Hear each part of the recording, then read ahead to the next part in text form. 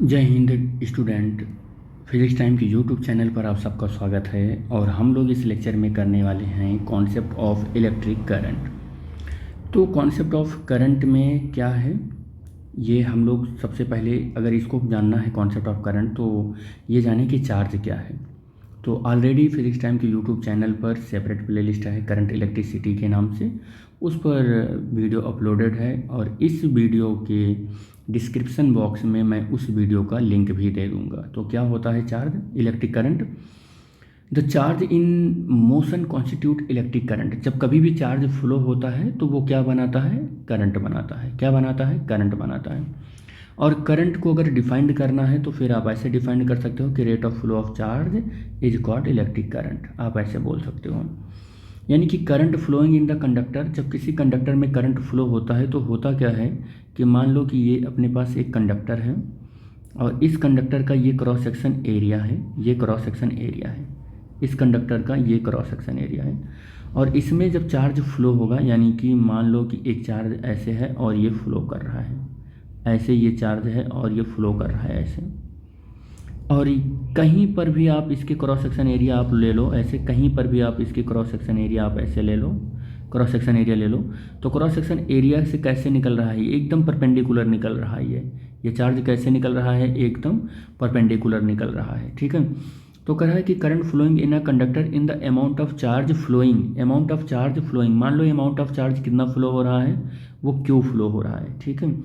पर second, amount of charge flow हो रहा है कैसे, पर सेकंड, यानी कि मान लो टी सेकंड में ऐसा है, तो जो हमारा करंट बन रहा है इससे, उसी को हम इलेक्ट्रिक करंट आई बोल रहे हैं।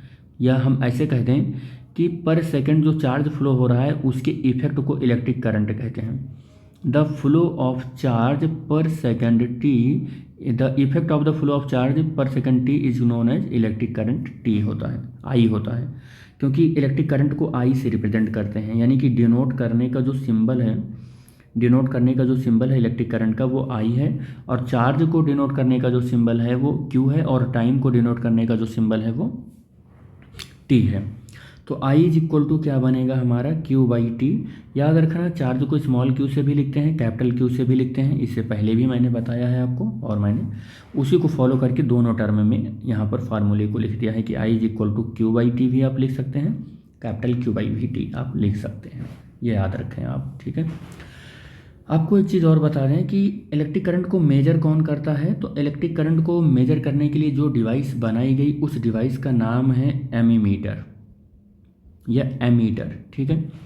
और मान लो कि ये अपने पास कोई एक सर्किट है और ये सर्किट ऐसे लगी हुई है, मान लो पोटेंशियल वो रेजिस्टेंस है आर है, ये एक की लगा हुआ है, सपोज कर लो, ऐसे बहुत सारे वो हैं। तो यहाँ पर मान लो ये नेगेटिव टर्मिनल है और ये पॉजिटिव टर्मिनल है, ये नेगेटिव और ये पॉजिटिव टर्मिनल है।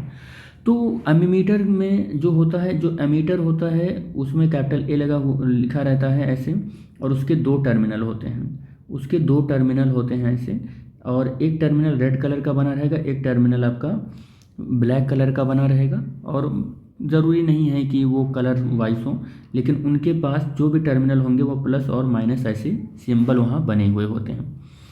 तो एमीटर का जो पॉजिटिव टर्मिनल होता है वो जब कभी भी कनेक्ट होता है तो सोर्स के पॉजिटिव से ही कनेक्ट होता है, याद रखना।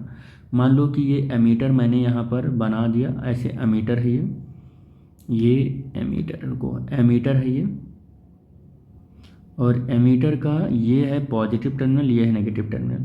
तो जो सोर्स होगा, सोर्स का पॉजिटिव टर्मिनल पॉजिटिव से होता है कनेक्टेड, और नेगेटिव टर्मिनल नेगेटिव से होता है कनेक्टेड, और हमेशा ये सीरीज में कनेक्ट होता है। कैसे कनेक्ट होता है, सीरीज में कनेक्ट होता है। Ammeter always connected in series, ये सर्किट में सीरीज में कनेक्ट होता है, ये याद रहे आपको। ठीक है।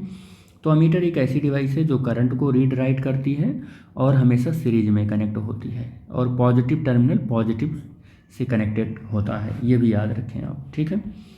अगर हम यूनिट की बात करें तो यूनिट पर क्या होगा सर, तो यूनिट देखते हैं।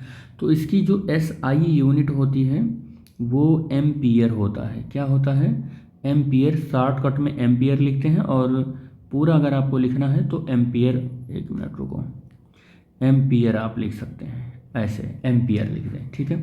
और सिंबल इसका कैपिटल ए होता है। ये जो एम्पियर है, ये अगर हम इसको लिखें तो 1 ampere is equal to 1 coulomb upon second भी लिख सकते हो आप। अब ये कैसे लिखा है मैंने, यहाँ पर देखो ज़रा कि इसकी यूनिट कूलम है, इसकी यूनिट सेकंड है, और अपॉन में है तो कूलम अपान सेकंड लिख सकते हैं। तो 1 ampere is equal to 1 coulomb upon second है। ये वही एम्पियर साइंटिस्ट हैं जिनका पूरा नाम क्या है, जिनका पूरा नाम है एंडेरे एम्पियर। वही साइंटिस्ट हैं ये एंडेरे एम्पियर, जिनको हॉनर में, जिनके सम्मान में करंट की यूनिट एम्पियर पड़ गई, ठीक है। आगे हम 1 एम्पियर भी डिफाइंड कर सकते हैं कि 1 एम्पियर की डेफिनेशन आप कैसे लिख लें। तो 1 एम्पियर की अगर डेफिनेशन आपको देनी है तो क्या डेफिनेशन दोगे कि 1 ampere as the current which flow in a conductor when 1 coulomb charge passes through in it in 1 second. जब किसी कंडक्टर से 1 coulomb charge Q is equal to 1 coulomb charge 1 second में फ्लो हो जाए, 1 सेकेंड में, देखो Q is equal to 1 coulomb charge 1 second में flow होगा तो 1 एम्पियर कैसे आएगा। देखो 1 coulomb upon 1 second, I is equal to कितना हो जाएगा 1 कूलम अपान सेकेंड, और I is equal to 1 coulomb upon second को ही तो 1 एम्पियर कह रहे हैं, तो I इज इक्वल टू कितना आ गया 1 एम्पियर। तो किसी कंडक्टर से 1 कूलम चार्ज 1 सेकेंड में फ्लो हो जाए तो हम उसे 1 एम्पियर बोलेंगे। क्या बोलेंगे, 1 एम्पियर बोलेंगे, याद रखें आप इसको, ठीक है।